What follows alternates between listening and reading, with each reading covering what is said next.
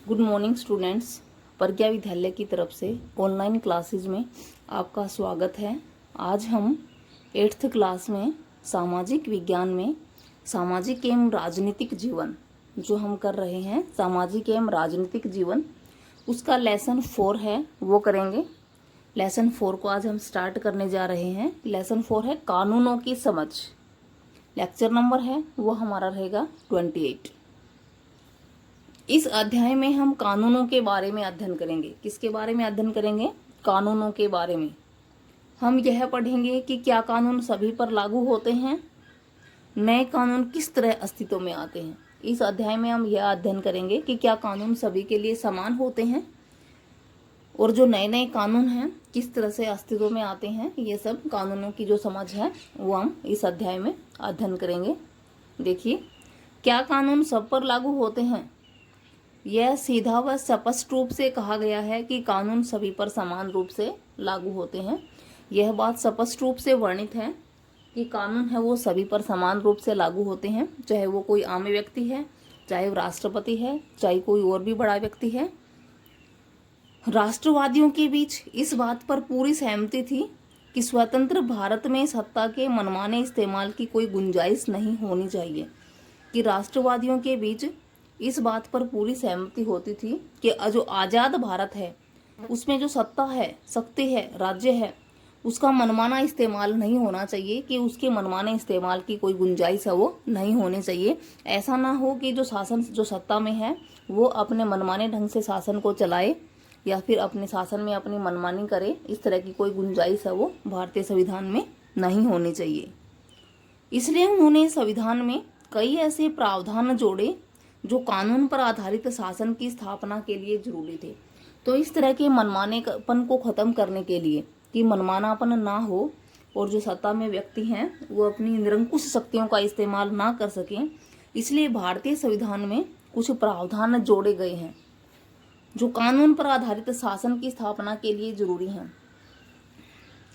इनमें सबसे महत्वपूर्ण प्रावधान यही था कि कानून के सामने सब लोग हैं वो समान हैं। सबसे जो मेन जो प्रावधान था इनमें भारतीय संविधान में वो यही था कि कानून की दृष्टि में सब लोग समान हैं, चाहे उसका सामाजिक आर्थिक आधार कुछ भी रहा हो, सामाजिक पृष्ठभूमि कैसी भी हो, आर्थिक पृष्ठभूमि कैसी भी हो, कानून है उनको समान समझेगा। प्राचीन भारत में असंख्य स्थानीय कानून थे। विभिन्न समुदाय इन कानूनों को अपने क्षेत्र में अपने हिसाब से लागू करने के लिए आज़ाद थे। कि जो प्राचीन भारत है उनमें विभिन्न प्रकार के स्थानीय कानून थे और जो राजा है, जो सम्राट है, वो अपनी शक्तियों का निरंकुश प्रयोग भी करते थे और अपने क्षेत्र में कानूनों को अपने अनुसार ही लागू करते थे। कुछ मामलों में जाति के आधार पर एक ही अपराध के लिए अलग अलग व्यक्ति को अलग अलग सजा है वो दी जाती थी। प्राचीन में कई ऐसे मामले भी देखे गए हैं कि जाति के आधार पर एक व्यक्ति है तो उसको अलग अलग मामलों में अलग अलग प्रकार की सजा है वो दी जाती है।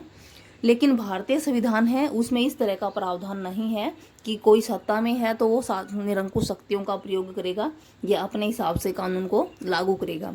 भारतीय संविधान में जो कानून है वो लिखित रूप से हैं नियम, और उन सब का पालन करना सभी के लिए अनिवार्य है और सब लोग हैं उनकी दृष्टि में समान हैं, चाहे उनकी पृष्ठभूमि कैसी भी हो।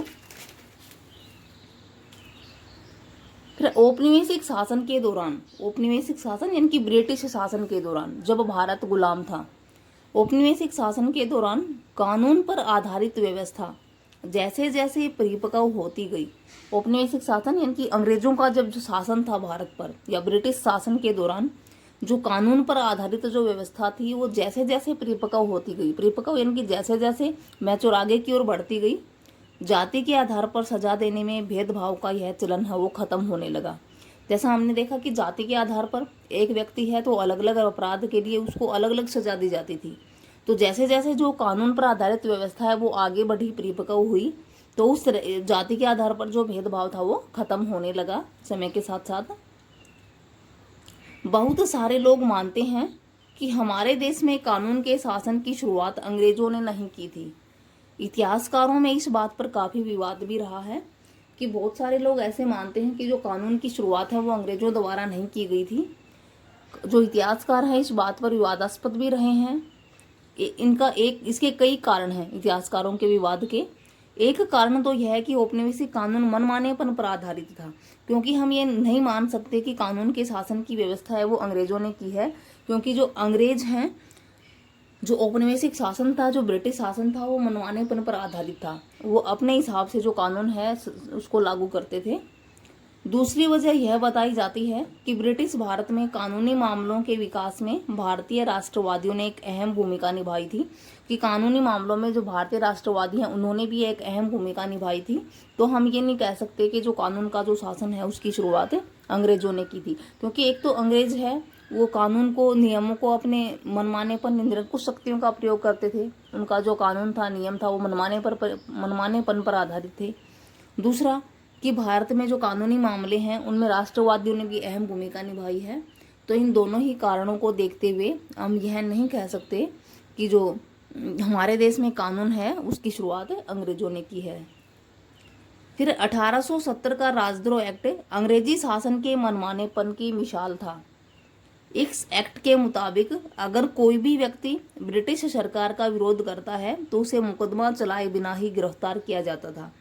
जो राजद्रोह एक्ट, राजद्रोह किसे कहेंगे कि अगर किसी सरकार का विरोध होता है, जैसे अंग्रेजी सरकार थी उसका विरोध किया गया तो वो राजद्रोह था। तो 1870 में राजद्रोह जो एक्ट चलाया गया था वो मनमानेपन की ही मिसाल था। इस एक्ट के मुताबिक अगर कोई भी व्यक्ति ब्रिटिश सरकार का विरोध करता तो उसे बिना मुकदमा चलाए ही गिरफ्तार किया जाता था। इस एक्ट में क्या कहा गया था कि अगर कोई व्यक्ति अंग्रेजों का विरोध करता है तो उस पर मुकदमा भी नहीं चलाया जाएगा और उसको गिरफ्तार कर लिया जाएगा। तो ये एक मनमानेपन की मिसाल था। इसे रोल्ट एक्ट भी कहा जाता था। जो राजद्रोह एक्ट है इसे रोल्ट एक्ट भी कहा जाता था। रोल्ट एक्ट क्या है? रोल्ट एक्ट भी यही है कि रोल्ट एक्ट के मुताबिक अगर कोई भी व्यक्ति ब्रिटिश सरकार का विरोध करता है तो उसके मुकदमा चलाए बिना गिरफ्तार है वो किया जा सकता है। महात्मा गांधी सहित सभी भारतीय राष्ट्रवादी नेता इस एक्ट के खिलाफ थे। जो इस कानून के खिलाफ थे, महात्मा गांधी भी और बाकी राष्ट्रवादी नेता हैं वो भी। भारतीय विरोध के बावजूद भी 10 मार्च 1919 से रोल्ट एक्ट को लागू कर दिया गया। यहाँ पे क्वेश्चन क्या रहेगा? रोल्ट एक्ट है उसको कब लागू किया गया? 10 मार्च 1919। यानी कि सभी राष्ट्रवादी और महात्मा गांधी भी और सभी राष्ट्रवादी हैं इस एक्ट के खिलाफ थे, तो उन्होंने इस एक्ट का क्या किया? विरोध किया। विरोध करने के बाद भी 10 मार्च 1919 को अंग्रेजों ने इस कानून को लागू कर दिया कि अगर कोई भी अंग्रेजों का विरोध करेगा तो उसे गिरफ्तार कर लिया जाएगा बिना ही मुकदमा चलाए। पंजाब में इस कानून का भारी पैमाने पर विरोध होता रहा। इसी क्रम में 10 अप्रैल को डॉक्टर सत्यपाल और डॉक्टर सफुद्दीन किचलू को गिरफ्तार कर लिया गया। 10 अप्रैल को क्यों किया गया? क्योंकि डॉक्टर सत्यपाल और डॉक्टर सफुद्दीन किचलू है ये ब्रिटिश सरकार का विरोध कर रहे थे, तो उन पर बिना मुकदमा चलाए ही उनको क्या कर लिया? गिरफ्तार कर लिया। जिस समय यह सभा चल रही थी उसी समय जनरल डायर ब्रिटिश फौजी टुकड़ियों के साथ बाग में दाखिल हुए। उसने बाहर निकलने का रास्ता बंद करके बिना चेतावनी दिए लोगों पर अंधाधुंध गोलियां चलवा दी और इस हत्याकांड में कई सौ लोग मारे गए और घायल भी हो गए। इतिहास में इसे जलियांवाला बाग हत्याकांड के नाम से जाना गया था। कि 10 अप्रैल को डॉक्टर सत्यपाल और सफुद्दीन किचलू को गिरफ्तार कर लिया गया था। इस बात पर सभा चल रही थी कि भी रोल्ट एक्ट है उसको जलियांवाला जो अमृतसर में जलियांवाला बाग है उसमें इस बात पर सभा चल रही थी कि भी डॉक्टर सत्यपाल और सफुद्दीन है उसको गिरफ्तार कर लिया गया है बिना ही मुकदमा चलाए, तो इस एक्ट को खत्म किया जाए। इस तरह की जो बातें हैं वो सभा में हो रही थी। अब जिस समय सभा चल रही थी उसी समय अंग्रेज जनरल डायर था वो फौजी टुकड़ियों के साथ बाग में दाखिल हुआ। जलियांवाला बाग था उसमें फौजी टुकड़ियों के साथ वो दाखिल हुआ और उसने बाहर निकलने का रास्ता बंद कर दिया और रास्ता बंद करके लोगों पर अंधाधुंध गोलियां हैं वो चलवा दी। इस हत्याकांड में कई सौ लोग मारे गए और घायल भी हो गए और इतिहास में इस हत्याकांड को किसके नाम से जाना जाता है? जलियांवाला बाग हत्याकांड के नाम से जाना जाता है।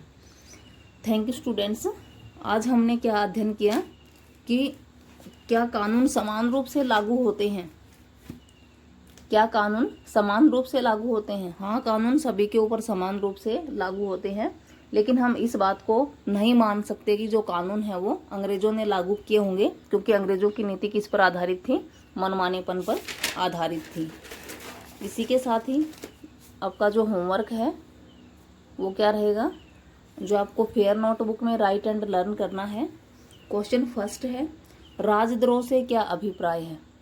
राजद्रोह, आंसर क्या रहेगा कि जब सरकार को ऐसा लगता है कि उसके खिलाफ विद्रोह हो रहा है या उसका विरोध किया जा रहा है तो उसे राजद्रोह एक्ट कहते हैं या राजद्रोह कहते हैं, तो उसे राजद्रोह कहते हैं। क्वेश्चन सेकंड है, रोल्ट एक्ट कब लागू किया गया। कब, 10 मार्च 1919 को। अगला क्वेश्चन है, जलियांवाला बाग हत्याकांड कब हुआ था, 13 अप्रैल 1919 को। नेक्स्ट क्वेश्चन है, रोल्ट एक्ट क्या था। इस शासन के जरिए ब्रिटिश सरकार बिना मुकदमा चलाए किसी भी भारतीय को जेल में डाल सकती थी। अगला क्वेश्चन है, जलियांवाला बाग हत्याकांड पर टिप्पणी कीजिए या जलियांवाला बाग हत्याकांड पर नोट लिखो, इस तरह से। तो जो क्वेश्चन नंबर 5 है इसका आंसर क्या रहेगा,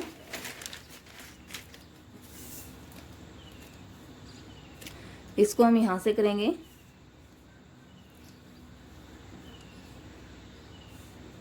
कि इस एक्ट के मुताबिक अगर कोई भी व्यक्ति ब्रिटिश सरकार का विरोध करता उसको मुकदमा चलाए गिरफ्तार कर लिया जाता था। इसे रोल्ट एक्ट भी कहा जाता था।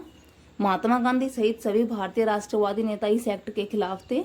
भारतीय विरोध के बावजूद 10 मार्च 1919 को रोल्ट एक्ट को लागू कर दिया गया। पंजाब में इस कानून का भारी विरोध किया गया। इस तरह से इतिहास में इसे जलियांवाला बाग हत्याकांड के नाम से जाना गया। यहाँ से और यहाँ तक लॉन्ग क्वेश्चन है। यहाँ से यहाँ तक क्वेश्चन नंबर 5 है वो आपका रहेगा कि जलियांवाला बाग हत्याकांड है, उस पर नोट लिखिए या जलियांवाला बाग हत्याकांड है वो क्या है।